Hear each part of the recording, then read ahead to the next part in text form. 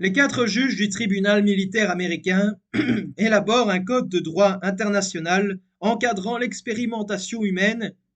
Il fixe 10 principes déontologiques et repose en grande partie sur les dépositions des 2 médecins experts américains cités par l'accusation, le professeur Andrew Ivy et le docteur Leo Alexander. Ce projet avait déjà fait l'objet d'approches dès le mois de novembre 1945 par John Thomson, chargé de l'organisme assurant la collecte des résultats des travaux scientifiques et médicaux réalisés dans l'Allemagne hitlérienne. Source: Hazelgrove J. The Old Faith and the New Science, the Nuremberg Code and Human Experimentation Ethics in Britain, 1946-73, SOC East Med, 2002, April, point virgule, 15, 1, 109-35. Notamment dans le cadre de réunions au cours desquelles des officiers de renseignements alliés compétents dans le domaine des questions médicales et des spécialistes des crimes de guerre avaient longuement discuté des questions déontologiques posées par la réalisation des expérimentations humaines. La première réunion s'était tenue à Francfort en mai 1946 et la seconde à l'Institut Pasteur de Paris le 31 juillet et le 1er août 1946. Andrew Ivy y avait exposé à cette occasion un projet de code évoquant l'obligation d'informer les sujets des risques encourus avant qu'ils ne donnent leur accord. Cette formulation embryonnaire d'un code sur les expériences humaines avait été intitulée Esquisse préparatoire visant à définir les principes et les règles régissant l'expérimentation humaine. Elle présentait les principes qui inspireront la rédaction du code. Le consentement du sujet est nécessaire, on ne peut recourir qu'aux seuls volontaires. Lorsqu'ils encourent des risques, les volontaires doivent en être informés avant de donner leur consentement. Chaque fois que cela est possible, toutes les dispositions doivent être prises pour éviter tout accident.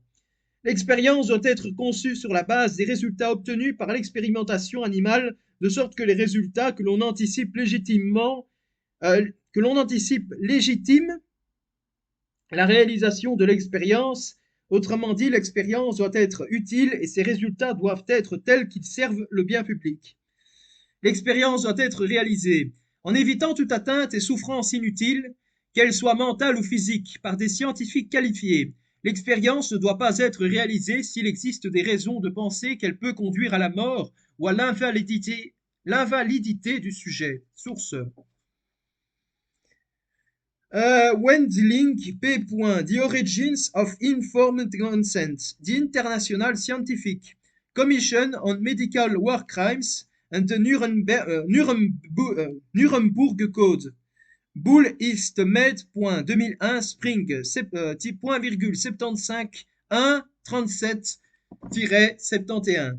2 jours avant l'ouverture du procès des médecins, le 7 décembre 1946, l'expert médical de l'accusation, Leo Alexander, adresse au procureur général Telford Taylor un premier rapport dans lequel il énumère les 3 conditions nécessaires à la pratique des expérimentations humaines. Le sujet de recherche doit donner son consentement en toute liberté. La relation professionnelle, aussi bien thérapeutique que scientifique, que le médecin établit avec les hommes repose sur les principes établis par le serment d'Hippocrate. Il stipule que le médecin intervient que dans l'intérêt thérapeutique du malade, tout en lui interdisant de délivrer du poison à quiconque, même si on le lui demande. L'expérimentation ne peut se faire qu'après recherche physico-chimique et expérience animale.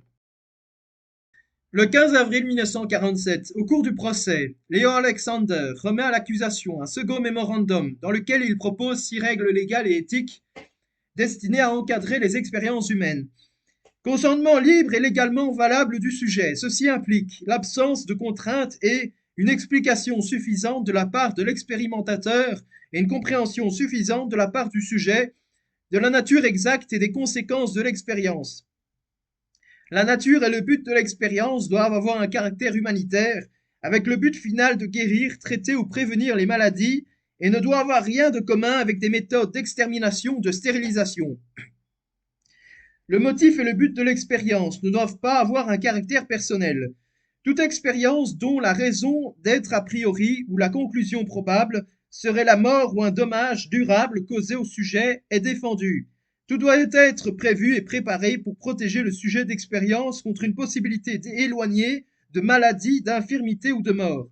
Cette condition prévoit que le degré d'aptitude des expérimentateurs et le soin qu'ils apportent à la réalisation de l'expérience doivent être sensiblement plus élevés que l'aptitude nécessaire aux interventions médicales ou chirurgicales habituelles. Le degré du risque à courir ne doit jamais dépasser le degré d'importance du problème à résoudre. L'éthique ne permet à un expérimentateur de réaliser des expériences comportant un certain risque qu'autant que la solution du problème en cause soumise à une investigation scientifique complète n'est pas accessible par d'autres moyens. Les expériences ne doivent être décidées qu'après la recherche approfondie d'une solution par les moyens physico-chimiques et les expériences animales et la conviction que les résultats les justifieront. L'expérience doit être entreprise de façon à amener les résultats décisifs pour le bien de la société et ne doit être ni laissée au hasard ni effectuée sans nécessité absolue.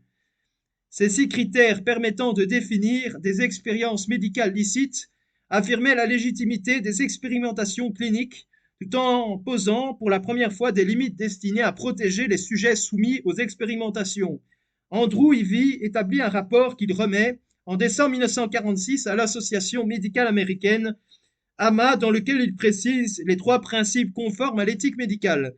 Le sujet doit être volontaire, sans pression extérieure et averti des dangers éventuels.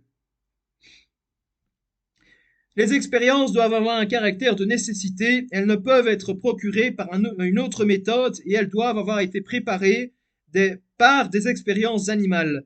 Elles ne doivent être effectuées que par des personnes qualifiées du point de vue scientifique pour éviter toute souffrance ou dommages inutiles. Elles ne doivent laisser envisager aucune raison de mort ou de dommages durables. Source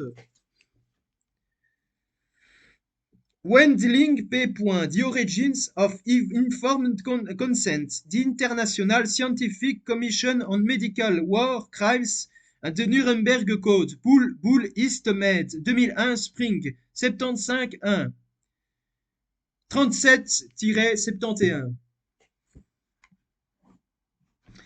Les 4 juges du tribunal militaire américain ont donc élaboré un code sur la base des dépositions des 2 médecins experts américains cités par l'accusation. Il comportait 10 principes déontologiques et reposait en grande partie sur les dépositions. Source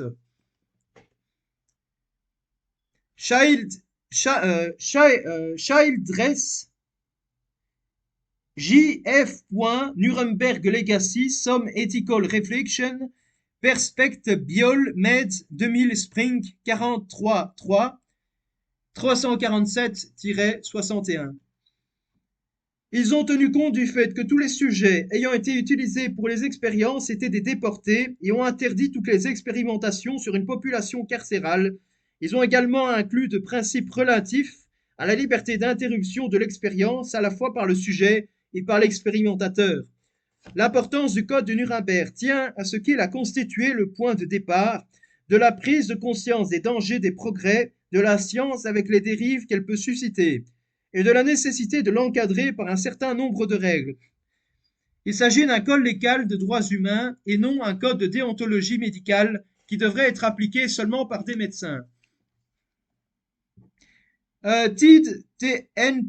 The Nuremberg Code, Informed Consent and Involuntary Treatment. JAMA 1997 MAR 5 277 9 712-3.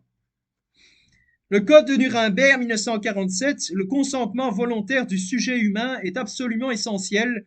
Cela veut dire que la personne intéressée doit jouir de capacités légales totales pour consentir, qu'elle doit être laissée libre de décider sans intervention de quelques éléments de force, de fraude, de contrainte, de supercherie, de duperie ou d'autres formes de contrainte ou de coercition. Il faut aussi qu'elle soit suffisamment renseignée et connaisse toute la portée de l'expérience pratiquée sur elle afin d'être capable de mesurer l'effet de sa décision. Avant que le sujet expérimental accepte, il faut donc le renseigner exactement sur la nature, la durée et le but de l'expérience, ainsi que sur les méthodes et moyens employés, les dangers et les risques encourus et les conséquences sur pour sa santé ou sa personne qui peuvent résulter de sa participation à cette expérience. L'obligation et la responsabilité d'apprécier les conditions dans lesquelles le sujet donne son consentement incombent à la personne qui prend l'initiative et la direction de ses expériences ou qui y travaille. Cette obligation et cette responsabilité s'attachent à cette personne qui ne peut les transmettre à nul autre sans être poursuivie. L'expérience doit avoir des résultats pratiques pour le bien de la société impossibles à obtenir par d'autres moyens. Elle ne doit pas être pratiquée au hasard et sans nécessité. Les fondements de l'expérience doivent résider dans les résultats d'expériences antérieures faites sur des animaux et dans la connaissance de la genèse de la maladie ou des questions de l'étude de façon à justifier par les résultats attendus l'exécution de l'expérience. L'expérience doit être pratiquée de façon à éviter toute souffrance et hors dommages physiques et mentaux non nécessaires. L'expérience ne doit pas être tentée lorsqu'il y a une raison a priori de croire qu'elle entraînera la mort ou l'invalidité du sujet, à l'exception des cas où les médecins qui font les recherches servent eux-mêmes de sujet à l'expérience. Les risques encourus ne devront jamais excéder l'importance humanitaire du problème que doit résoudre l'expérience envisagée. On doit faire en sorte d'écarter du sujet expérimental toute éventualité, si mince soit-elle, susceptible de provoquer des blessures, l'invalidité ou la mort. Les expériences ne doivent être pratiquées que par des personnes qualifiées. La plus grande aptitude et une extrême attention sont exigées tout au long de l'expérience de tous ceux qui la dirigent ou y participent. Le sujet humain doit être libre, pendant l'expérience, de faire interrompre l'expérience s'il estime avoir atteint le seuil de résistance mentale ou physique, au-delà duquel il ne peut y aller. Le scientifique chargé de l'expérience doit être prêt à l'interrompre à tout moment s'il a une raison de croire que sa continuation pourra entraîner des blessures, l'invalidité ou la mort pour le sujet expérimental. Consentement libre et éclairé. En droit de la santé, le consentement libre et éclairé implique que le médecin est tenu de présenter clairement au patient tous les risques d'une conduite thérapeutique. Le consentement doit être libre, c'est-à-dire en l'absence de contraintes et éclairé, c'est-à-dire précédé par une information. La relation médecin-patient a traditionnellement suivi ce que l'on pourrait nommer le modèle paternaliste. Dans ce modèle, le médecin est persuadé de savoir et d'être objectif. Il se voit comme le gardien de l'intérêt du patient. Il prend les décisions pour lui en respectant simplement un principe de bienfaisance. Le principe de bienfaisance pourrait être explicité comme étant le devoir de ne pas nuire, le devoir de prévenir le mal ou la souffrance, le devoir de supprimer le mal ou la souffrance, le devoir de faire le bien ou de promouvoir le bien. Parisot, 1993. Le serment d'Hippocrate d'origine inclut d'ailleurs à ce propos le surtout de ne pas nuire, en latin primum non nocere. Le patient est perçu dans le modèle paternaliste comme n'étant plus une personne raisonnable, capable de décider pour elle-même de la manière dont elle veut vivre ou mourir. Le médecin se positionne comme étant celui qui a le savoir. Le médecin est un expert et pour sa part, le patient est dans l'ignorance. Tout ce que le patient peut faire est acquiescer au modèle thérapeutique du médecin et sa liberté se limite alors à pouvoir changer de médecin traitant.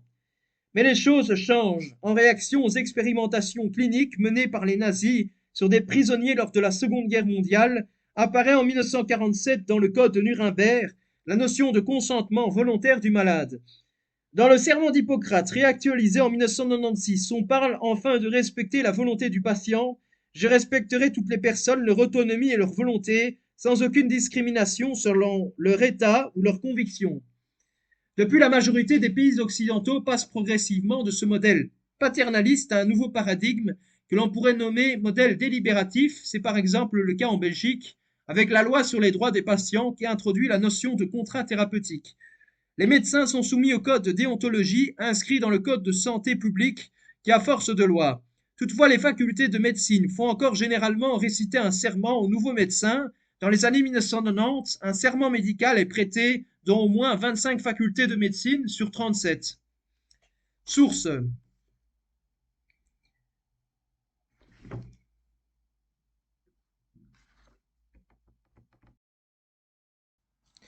C. Alix, pérennité et actualité du serment d'Hippocrate, Thèse de médecine, Brousset, Paris 1903. Ce serment moderne, le plus souvent toujours appelé serment d'Hippocrate, même si l'on s'en éloigne, s'inspire généralement du texte d'origine et a pour principal objectif de rappeler aux nouveaux médecins, dans un cadre solennel, qu'ils sont liés à des obligations légales, morales et éthiques. On peut aussi considérer son énonciation comme un rite de passage du statut d'étudiant à celui de médecin, de valeur morale mais sans portée juridique. De plus, lors de l'inscription à l'ordre, les médecins s'engagent sous serment et par écrit à respecter le code de déontologie médicale. Source: article R 4127-109 archives du Code de la santé publique. Les médecins français sont responsables devant la loi du respect de ce code. Les médecins militaires possèdent un règlement de déontologie qui leur est propre. Source: décret numéro 2008-967 du 16 septembre 2008, fixant les règles de déontologie propres aux praticiens des armées. Archives. Voilà, à très bientôt pour une prochaine vidéo.